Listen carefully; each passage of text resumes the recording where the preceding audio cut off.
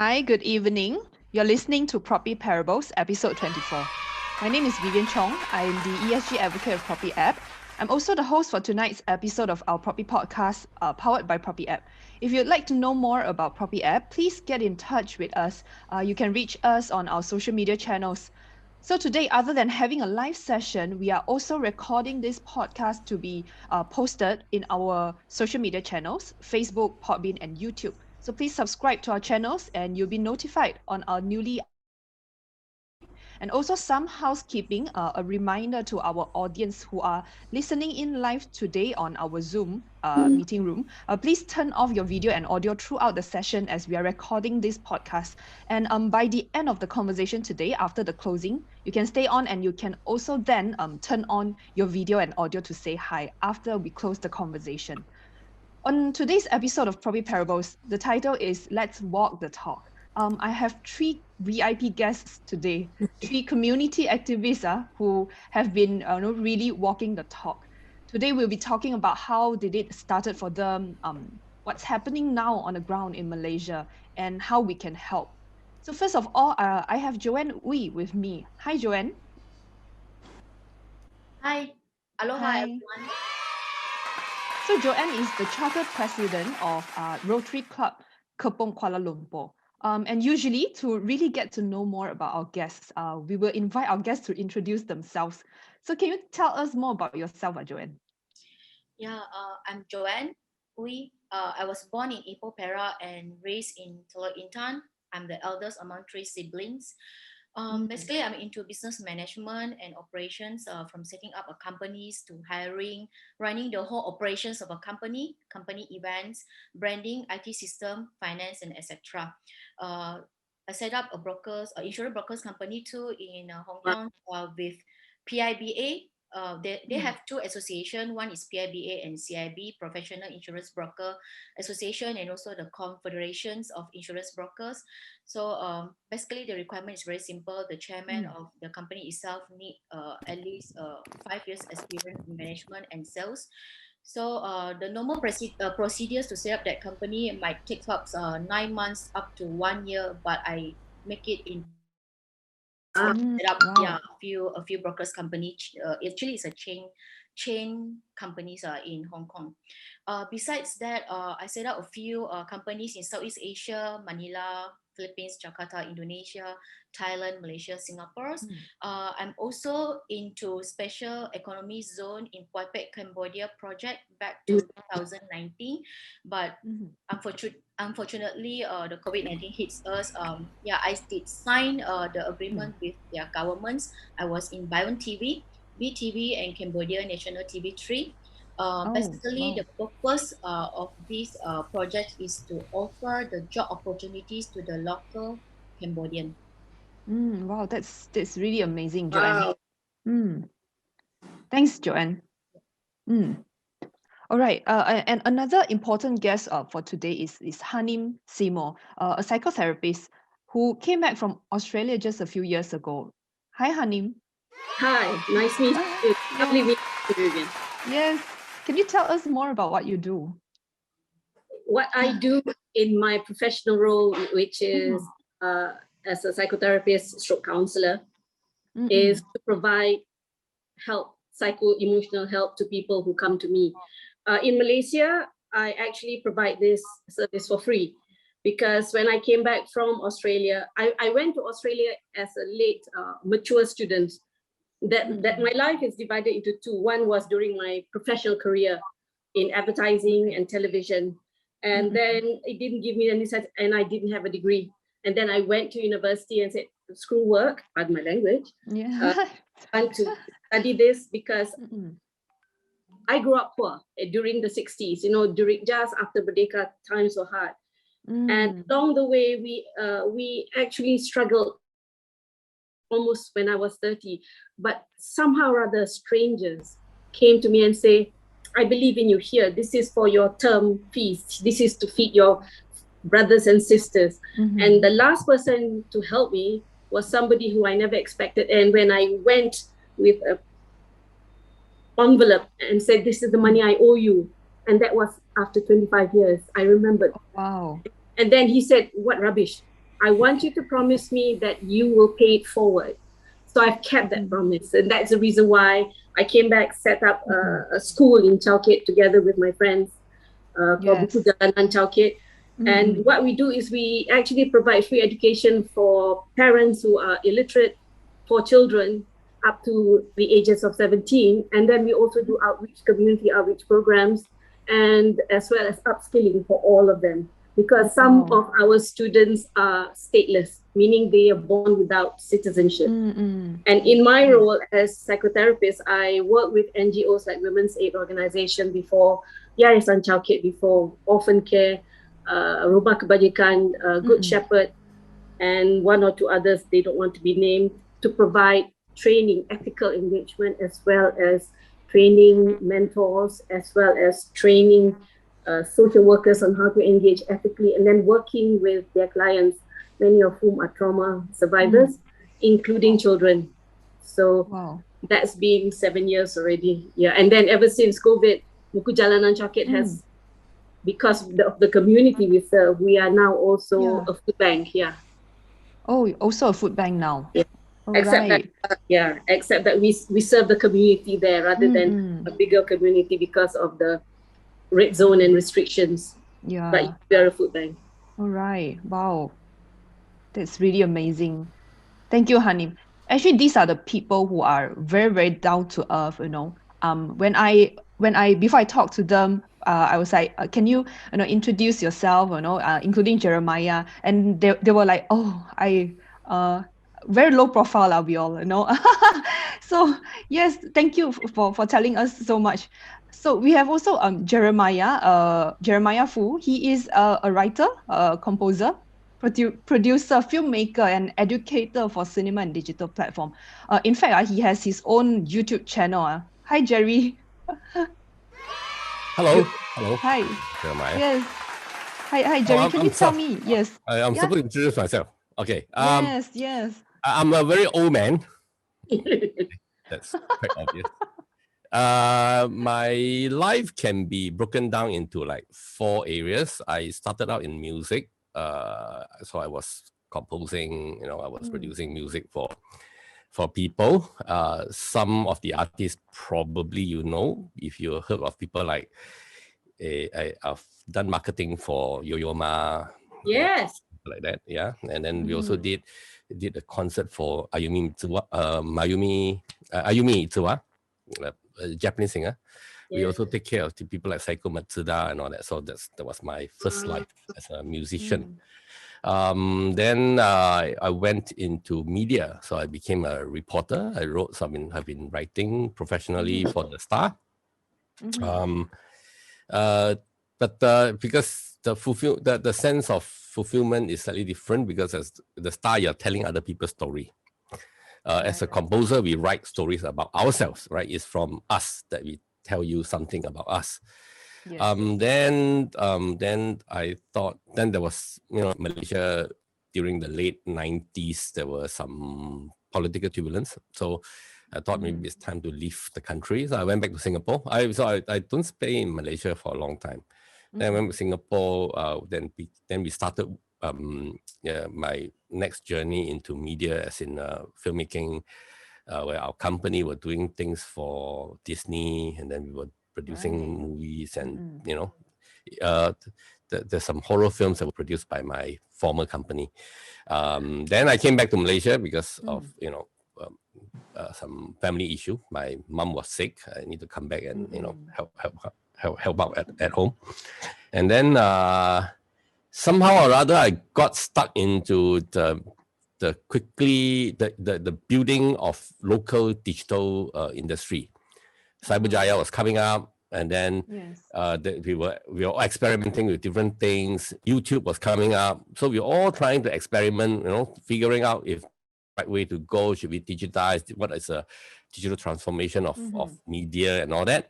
So I was helping a local news agency build their TV, their online TV presence.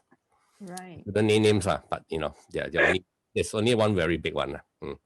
So So from there, I was invited to teach in China and Hong Kong. So that's the last bit of my thing. I became an educator. So I was teaching in, I'm an adjunct at the University of Hong Kong. I was also teaching at the Shantou University, where I was the faculty head. So I take care of radio, TV, and film. So we teach students in filmmaking. We teach them how to produce, movies and all that. And some of them are pretty good. They win award. They get selected in Cannes Film Festival. They, things like that.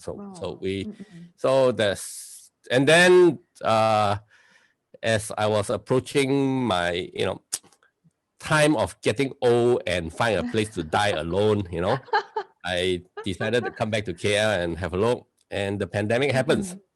So that's why you're back here. I'm back Malaysia. Here. Yeah. So yeah, it's a sad reason. It's a sad reason. But before I was working, I'm also quite active with different type of movements.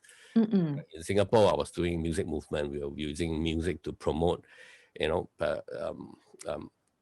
the youth have a better thing to do, play music. It's better than doing drugs and harassing old people by the roadside. Definitely. Right? So we do music. Then in Malaysia, in the middle of beginning part of year 2000, I was involved in a project to promote a clean and fair election in Malaysia. So that's so. And then now I'm involved in this movement to try and bring help to people who needs help. Yes. 360. Yeah. Yes. And the situation is really quite bad now in Malaysia, right? We've actually recorded more than 800,000 coronavirus cases since the pandemic began. And now there's about 9,000 daily new cases over the last few days. Yes. I have been talking to people who are in the know. Our situation is not underreporting because we are not purposely underreporting the numbers. Right. But just because we are under testing. We don't test enough. Yes. So now Selangor is ramping up its testing. That's why you see Selangor's the surge of the cases and Yes. Actually, the numbers are already there. It's just that we are not aware of it. Yes. So that's where our situation is. People keep saying ignorance is bliss. Ignorance is not bliss. It's not. Right. Definitely. In our case now is like suddenly you realize. It's like, I don't want to go and do body checkup. No, I don't have to check, right? Then all of a sudden you realize you have a pain somewhere and then you're already in fifth stage cancer, right? Yes. We are something like that. We are, So, yes. So how can we save ourselves? I think that Yes. So the situation now is bad also because we have been under this MCO3 nationwide lockdown until, the number of daily cases maybe dips below 4,000, someday. And I actually have some statistics here I'm going to share with you. So this is a number provided by the Emotional Support Help Center Befrienders Kuala Lumpur, where they have recorded 20,575 calls from January to June this year, as compared to 32,710 for the whole of last year. And when the first lockdown began in March last year, lasting until June, 9,754 calls were received. And this year, during the same period, a total of 14,136 calls were made to the befrienders. So this is a 45% surge. And also 468 suicides were recorded in the first 5 months of 2021, as compared to 631 in 2020. So on average, almost 4 suicide cases are reported daily. Maybe Hanim, can you tell us more about what's really happening on the ground? Why is this statistics so terrifying? Firstly, we need to actually understand this phenomenon, and this phenomenon needs to go down to the human nature of fight, freeze, or flight, which literally means your survival. And because we have nothing to fight with, because it's a virus, we can't freeze because we are actually under quarantine at home. and we worry. And worry is actually a very natural human phenomenon, because it actually is our way of trying to explain to ourselves what's happening around us. So and that leads to elevated states of anxiety. So worry at a social level, which is what's happening now throughout Malaysia, if not throughout the world, is trying to understand and look for explanation and responses from either our elderly or our parents, or even in this case, because everyone is affected, from our leaders.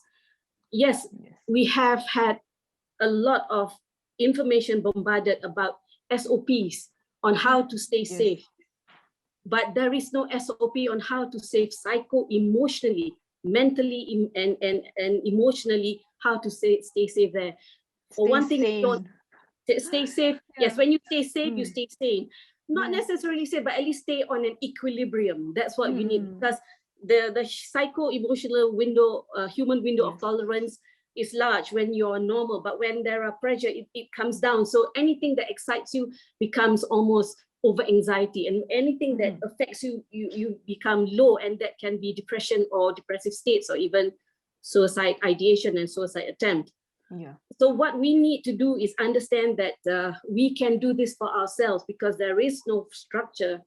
What happens to the calls? I'm interested is what happens to the calls after befrienders has taken it. Do they trickle down to either organizations or hospitals or communities that can actually help reach out? I don't think so, and this is my worry. But moving forward, we can.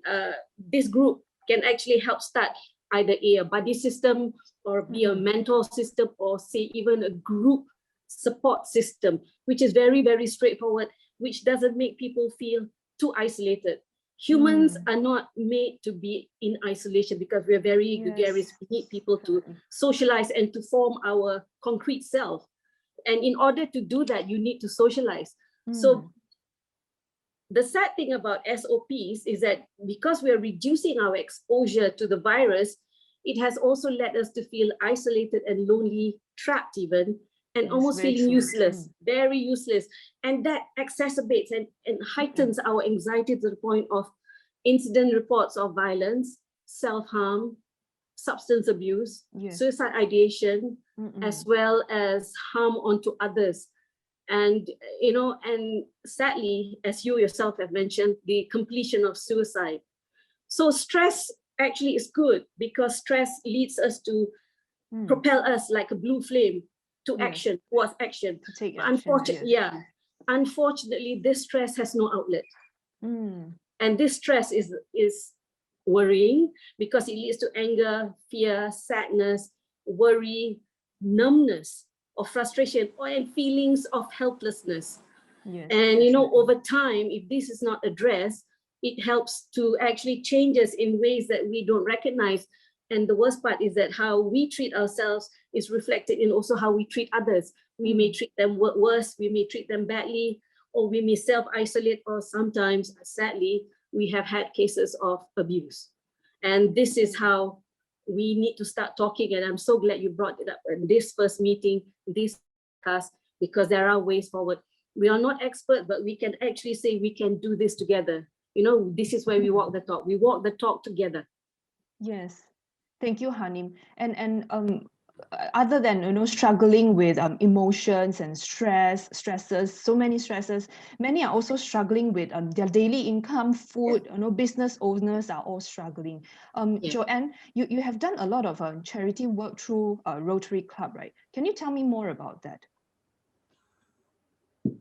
Okay, basically I reside in Hong Kong for 10 years, and then I come back to Malaysia in 2017. And one of my friends, a very good friend of mine, introduced me to Rotary Club of Shah Alam. And then from there, I charter my own club, Rotary Club of Kepong, Kuala Lumpur. And then that's how I start my journey in Rotary, with numerous awards and recognitions from Rotary International. But that's not important. I just want to serve the community and do things right, correctly. Okay, basically in Rotary, we have 7 areas of focus. Okay, water and sanitation, economics and community developments, maternal and child health, supporting the environment, basic educations and literacy, disease preventions and treatments, as well as peace and conflict preventions and resolutions. So basically, our club, Rotary, we are into projects like water and sanitation for these Orang Asli projects, provide them clean waters in Pahang and Selangor areas, economics and community development. Right now, Rotary, we have Rotary means business for everyone to expand their networks, to reach out more to people. Yes. And of course, some of the clubs they offer, they actually help those local people to, to link them with job opportunities out there. One of the club that I can actually give an example, very good example, like Rotary Club of Damansara West, they basically focus on sending the milk powders to Sabah and Sarawak with teams. Basically, adults, we can choose what we eat, but not the babies. Babies, they can't choose. They don't have a choice. And then besides that, our club, we also support the environment with planting the trees. We work closely with local governments in Selangor area. Besides this, next we also have some student exchange from Japan, Hong Kong, and Taiwan. We have this 3-day 2 nights lawatan sambil belajar to Ipoh Tambun. We brought this orphanage from Tiratana, around 20 students with us. And also we have vocational service. We brought students to the chocolate factories, to the engineers factories. Yes. One of them is machinery factories that dealing with oil and gas spare parts. So for disease prevention and treatments, Rotary actually focused in polio to aim 0 case worldwide. So normally every year, October, we will have these World Greatest Meals to support the good cause of it. We also into medical camps, provide this free consultation to the public, especially from the PPR and also the B40 homes. We also into blindness preventions. We sponsor those students from the poor family, salary below 2005, free spectacles, and also eyes checkup. We also into cataracts. And a few more, but that's really a lot. Yes. But too bad this year basically we cannot move. We cannot have we cannot have a lot of people gathering together. So it's very tough. So for the current crisis, what kind of help do we need to provide? Or do you think do we need to provide to those in need? Of course, our 360 apps. Why? Because we can reach out more to the helpless and the needy. These apps basically provide not only for the helpless and the needy, also for the collection centers, for the NGOs, and for whoever they need to help people or receive or receiver. Yes. Can you maybe also share with us some of the challenges in doing this community work, doing what you're doing, these challenges in the community work? Basically, some of the challenges is time. Time constraint. Time is kind of all we have now, right? Time constraint. Due to the pandemic, we have to follow SOP. And I can name it a few. Myself, not only I involved in Rotary, but also in Scouts Malaysia and as well as United Nations. Right. Okay, so basically, like Scout Malaysia, we have this PCR test. We have a few camp in Taman Desa, Kepong, and PJ area. Provide reasonable price for the publics, those elders 60 years and above will actually basically the test only 50 ringgit and then below is 70 ringgit. Yes, instead of the high price, few hundreds of ringgit. Yes. For me right now, what I think is food banks. Yes, right now, Mm. yes, everybody It does help. do food bank, yes, but Mm. that's not enough, because Mm. help, we cannot only cure the stomach, but also the mentality. Yes, yes. So what about you? Yes, sorry. Maybe Hanin, can you tell us know about some of the challenges that you've seen in doing community work? Joanne was talking about the mental. We are also we also need to help with the mental. Maybe other challenges that you've seen in while you're doing this community work, especially like now. One thing I recognize through Buku Jalanan Joget and through my work is that there is a lot of stereotyping by the general public Right. towards those who they think need our help. Number two is the issue of there is, whether we like it or not, a mentality of a handout mentality. There is that in existence. However, I agree with my colleague, is about education. Whether you educate informally, or whether you educate formally, or whether you educate them when you engage with them, when you give them food and say, how is your family? Then that's what we do at Buku Jalanan Joget. How is your family? So what did your wife today? When did you talk to your children today? And then they say, I've already done work, my wife should do. So we challenge them very gently, very politely about gender stereotyping.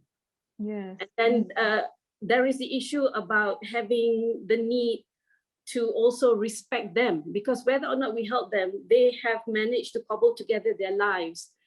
Yes, A decade, definitely. hardship, and they're used to that. And us going in to say that, hey, I can do this for you, is very, very presumptuous and arrogant of us in the first place. So we have to go in a community with their permission. And we build trust over time. And then only they say, yeah, you're here to stay. You're not here to take photographs and then publish it to show the world that you've done this. And that's the reason why we decided to stay in Chowkit.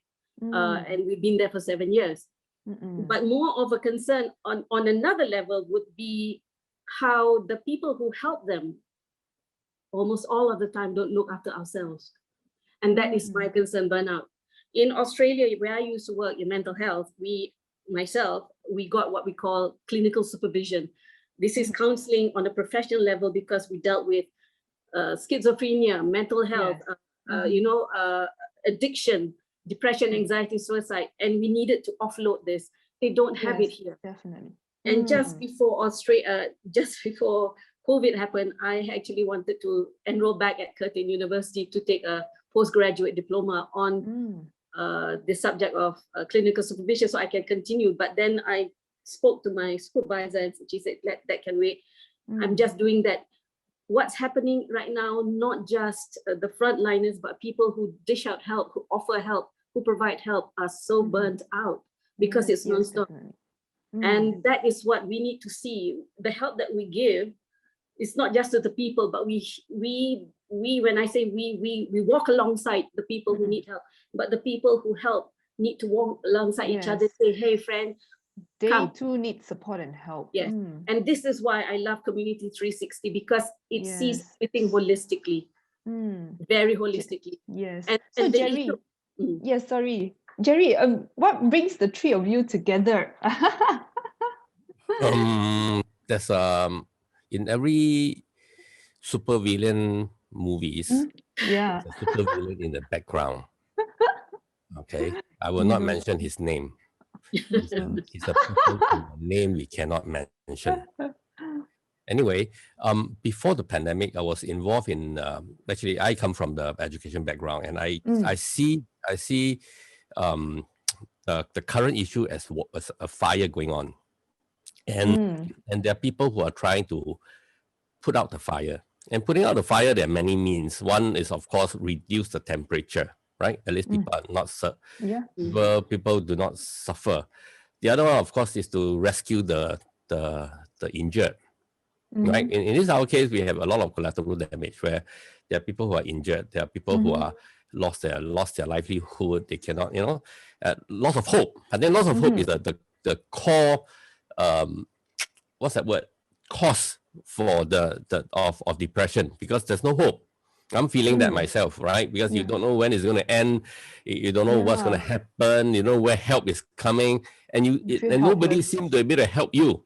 and you are so useless. I think the term useless is one of the word I have been using a lot in the last, I don't know, a month or something, because the things that we used to be doing, we cannot be doing. That's a problem, right? Yes. So and what is the root of the problem now? Obviously, the root is to be able to be vaccinated and try to get back to normalcy. I think that's one thing, right? And that's something we can't do. But there's other things that we can do, like how can we help people who have lost their job and see if there are any other ways that they can earn a livelihood. Because all these people, we keep telling ourselves, oh, we got leg, we got hand, there's no way we can starve to death. I'm sorry, you can now, right? Now, yes. Now you can, right? So how do we deal with that? So, but before the pandemic, I was working with Maracop.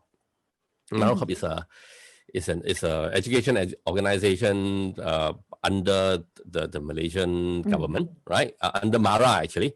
And we have worked together to put together a program to train B40 people, right? So that they can join our industry. Okay, and this program is not limited to my industry. I'm from the media industry, so we train people in visual effects, 3D animation, things like that. And there are other areas, right? They are also training people in aeronautical engineering. They are working with Boeing. They are working with IBM, so Lenovo, and all these computer companies to provide training to these people. And while these people are getting trained, these people are getting paid, right? So I thought, and actually, and they're guaranteed employment. So once they graduate, they start working. We did a pretty good job. Our students' employability rate was 80%. Wow. The rest of the 20% decided to go home to sell nasi lemak, so I can't stop them. But our students are now working in Japan. They were involved in a Netflix film called Ghost Bride. If you see their credit, you see their names. So I thought maybe we should do something similar. So I approached the people in the government, and they say, okay, let's do it.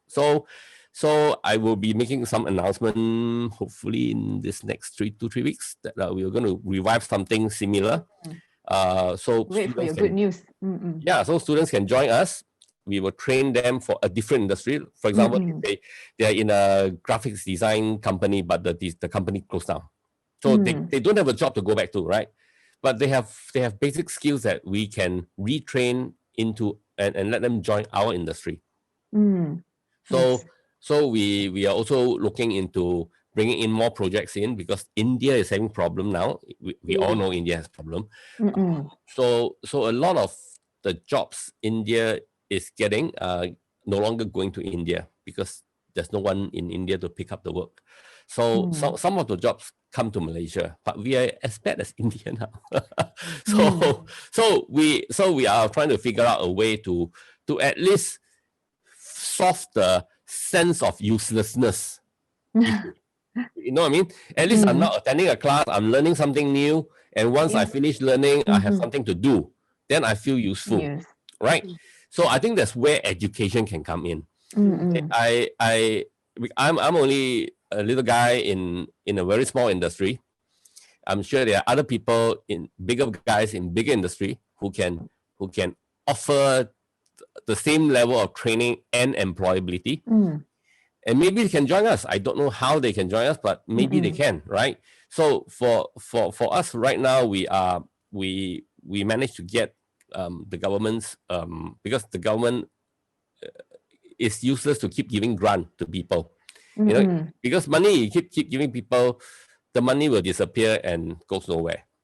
So what we do is, the money is an investment to retrain our talents to become more talented. To educate, right? So this is where we can thrive, right? We can be better.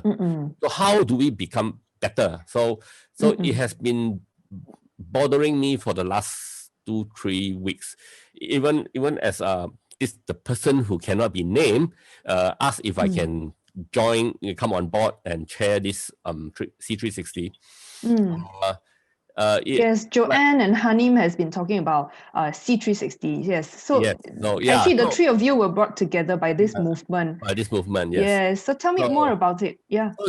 So when we get together, I think the immediate thing is to to reduce the fire, reduce the temperature, right? And then maybe try to put down the fire. We can but putting off the fire is difficult. We need to all work together, which means we have to work as a community, right? Yes. But the thing is, a community, traditionally, a community is formed when people of the same wavelength get together and try to do something together. And in our case, is because of pandemic, because of all the MCO SOPs, we are not coming together. We are all online.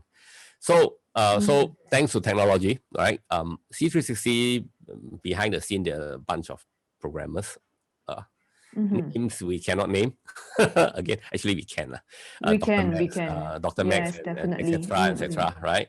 There are people who are also working tirelessly to make this app work. I am a firm believer of letting technology help us and not let us be bogged down by technology. Yes.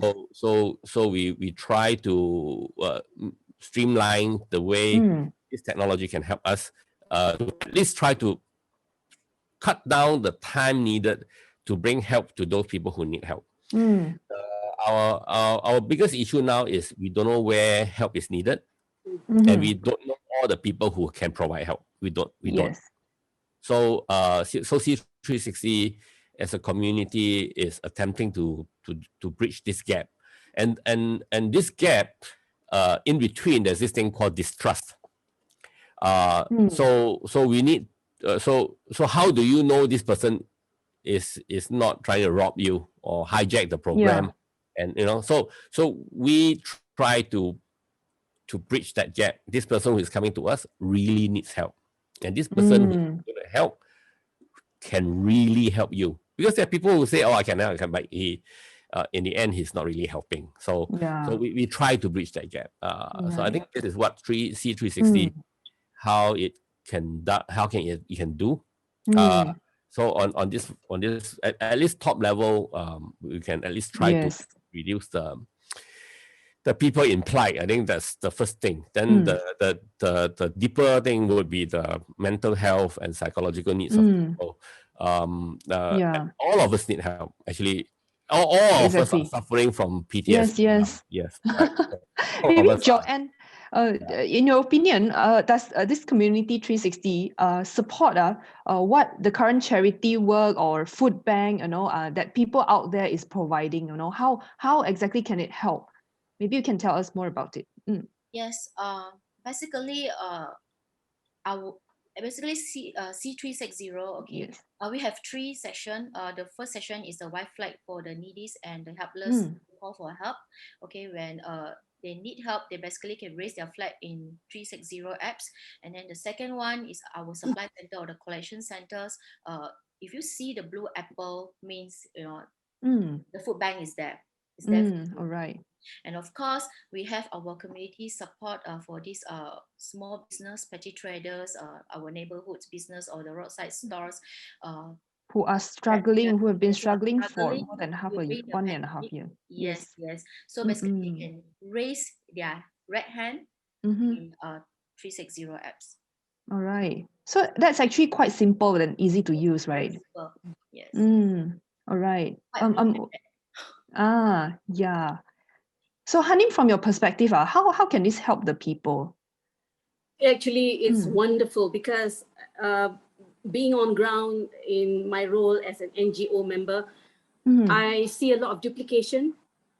I see a lot of silo mentality, meaning duplication, meaning I also want to give food, and then silo mentality is because we to protect the interests of the people we serve, we don't want to share. Not that we don't want to share. There is not enough time. And what Jerry has said is so true. We don't have enough time. What Joanne says. Joanne, yes, also said so that. So basically this transparency, this platform helps us work together, and then we reach a better and a wider community in terms of the types of help that we can provide, not just to those who are hungry, the types of mental and psycho-emotional help that we can give to those who need it, and also support local businesses, because so far we through just 1 or 2 days of this being set up, we have already put up on Be a Scout, and people are now going to mom and pop grocers instead of big supermarkets, and then helping them revive their businesses. And then NGOs now, instead of buying through big brand supermarkets, we go down to the mom and pops, and they are also now willing to, because you buy from me in bulk and I know you're going to buy regularly, I also can give you good price, and I also provide free delivery. So it's a win-win situation. And the best win-win situation is when the end user, our consumer, those who are hungry, are fed and they are safe. Yes, definitely. It's a dissolving of silo mentality. It's a dissolving of working in your own group and actually working together. Wow. Yes. Maybe Jerry, maybe can you tell us like what can we do now? If I want to be a community scout, or if I needed help, what can I do now? Right now, I think the easiest way is just come to the Facebook page and join in the conversation. Right. I think everything begins with finding out who we are. The Community 360 page. Facebook page. If you can, maybe later you can add the URL on it. I think the Facebook page is My Community 360. My Community 360. All right. Yes. Yeah. Right. So you just go there, join in the conversation, because number one, you need to know who we are. Number two, we need to know who you are. And then from there, I think organically we will be able to at least number one, you can share information in your area to us, and you can find out information that's happening around you. At least we start from the page. Whatever that we know that's related to the Facebook page. Yes, to the first there, right? Then the next step would be we will be announcing on the Facebook page when the app is ready. All right. So if you are actively engaged on the Facebook page, you will know when the app is ready, right? Yes. Not who is going to tell you, so you can find out, right? So then when the app is ready, we can move most of our activities onto the app already, because the app is where you can inform, people can be notified, and things like that. So it's a little bit it takes us actually all of us are a bit have this anxiety problem, because we are all waiting for the app to be approved, right? Yes, and actually on Apple App Store, it's been approved now, right? We can actually be downloading it from Apple App Store. Yes. These few days. App Store in the next few days, today. Are you sure or not? Today, yes.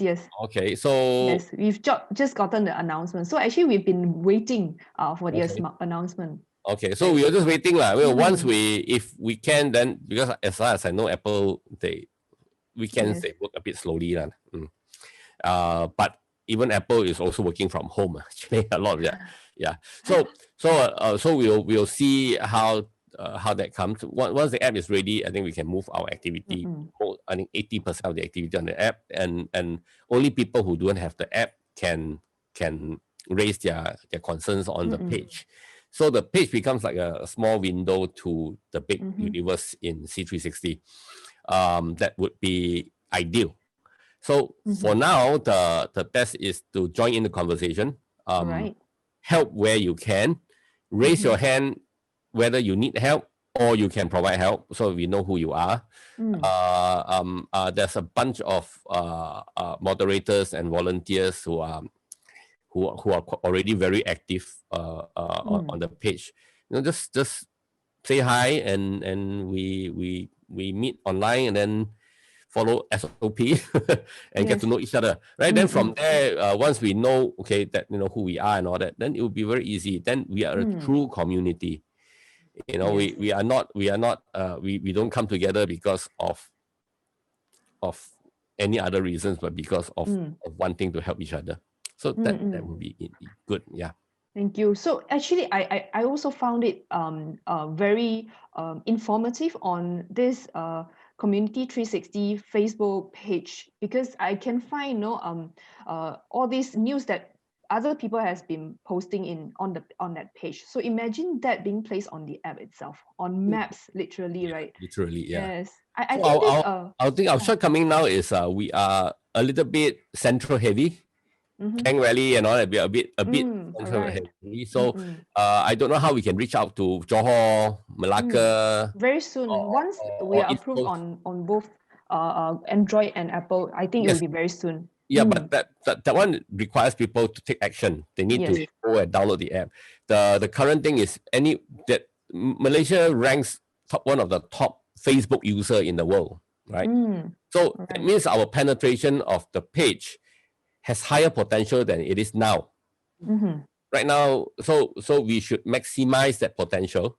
I actually did some analytic stuff. We should be able to reach 25 million people from the page, but we are not reaching it. So we need to do something about that.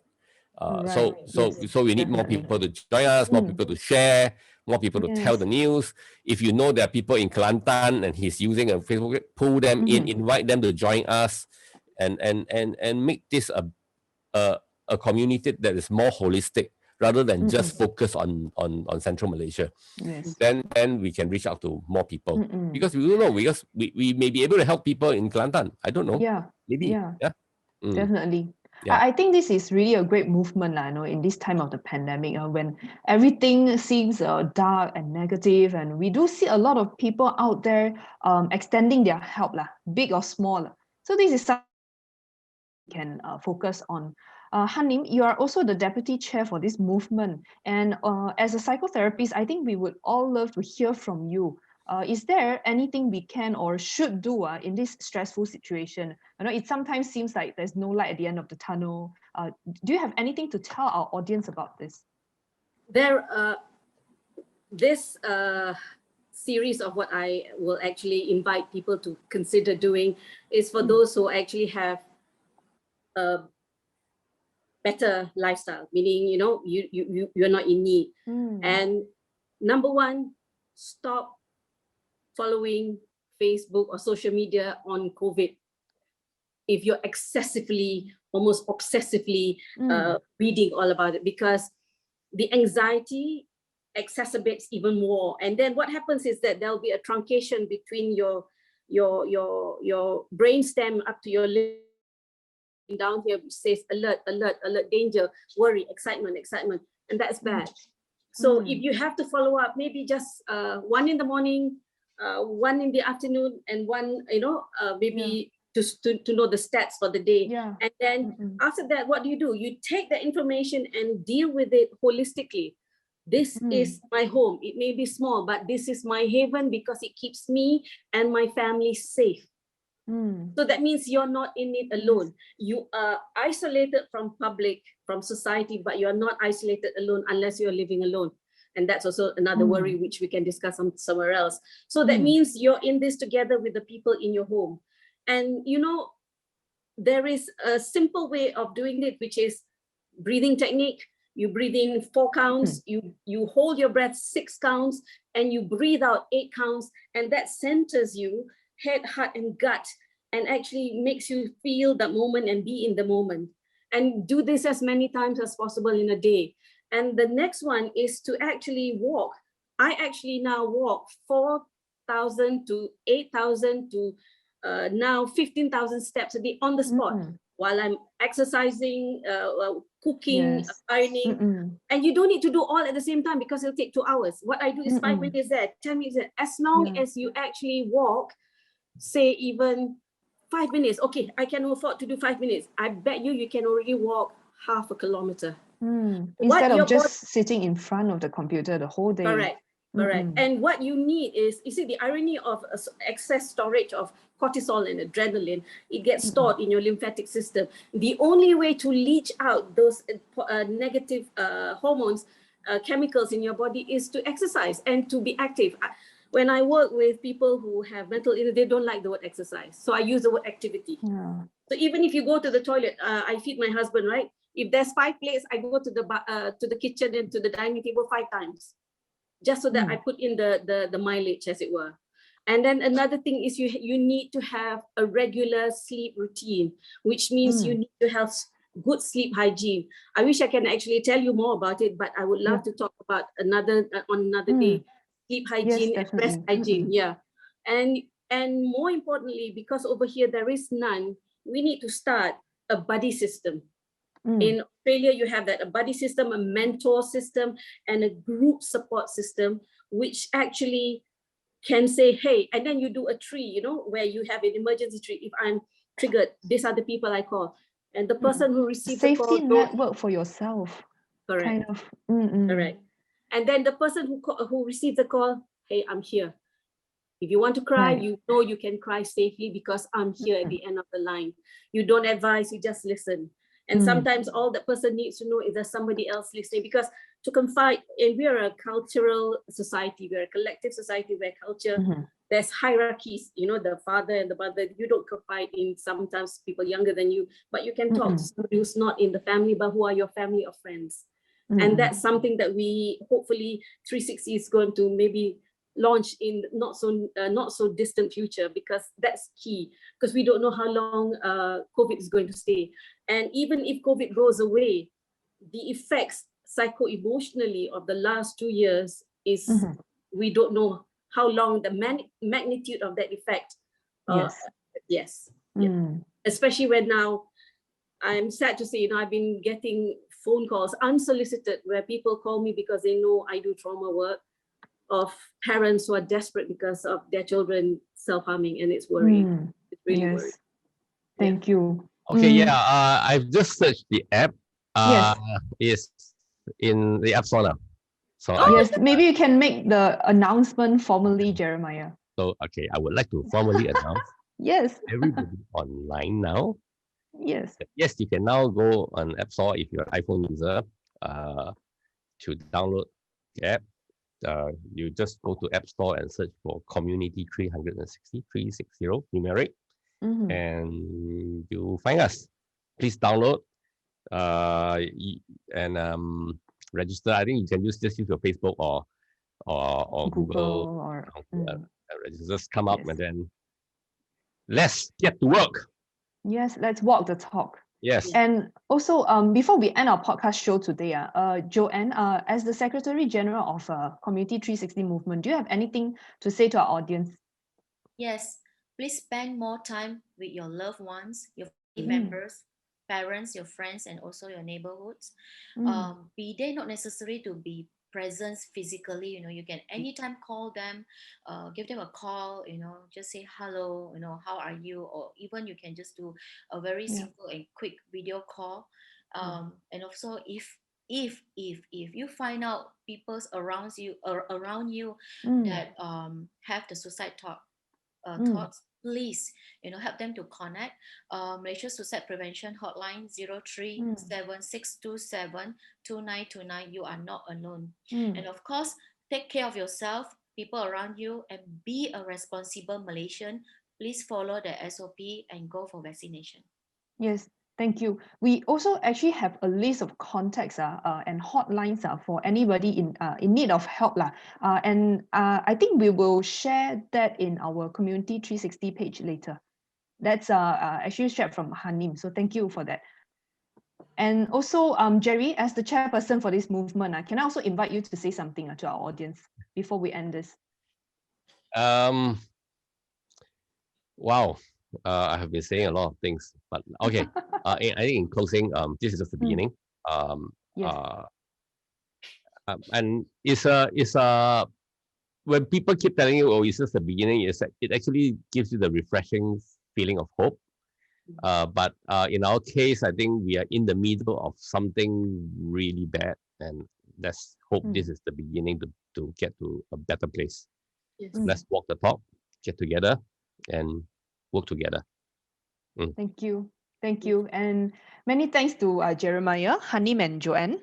It's been a great and informative dialogue with our guests today. Thank you. Oh, yes. So we do this before every session ends.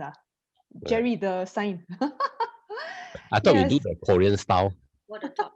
The small one. The Korean style. Yeah. Yes, the small heart shape. Yeah. Well, to conclude this, to summarize this, kitajagakita means we take care of each other. And in a Malay language, kita includes everyone, right? The speakers, the listeners. So this means that thinking and acting for the collective good of everyone, our neighbors, our co-workers. It won't be easy. We've talked about the challenges. We acknowledge that it's really hard also to care about anything else when so many are struggling for daily income and food, from illnesses, burnout and fatigue. But we've seen ordinary Malaysians reach out, to serve free meals, providing food banks, donating funds and encouraging and emotionally supporting each other. So these are the people, they are selflessly sharing from what very little that they have. These are the ordinary people who realize how much of an impact they can make if they simply choose to help someone who needs it. And I think we can do our part too. So let's walk the talk. Be a community scout with us. Join the Community 360 movement. We have to come to a collective realization that no society can call itself successful unless we work together, to raise everyone up. So let's stand together, united as one in our fight against this pandemic through kindness and compassion. So thank you, everyone, our guests and our audience. For those of you who are listening in, please follow and subscribe to our social media channels if you want to get to know us more on Facebook, YouTube, and Podbean. If you have any feedback, questions, please get in touch with us. And those of you who are listening in live, please also stay on after this to say hi to us as well. We will proceed to close this conversation for tonight. So thank you for staying on with us. Good night.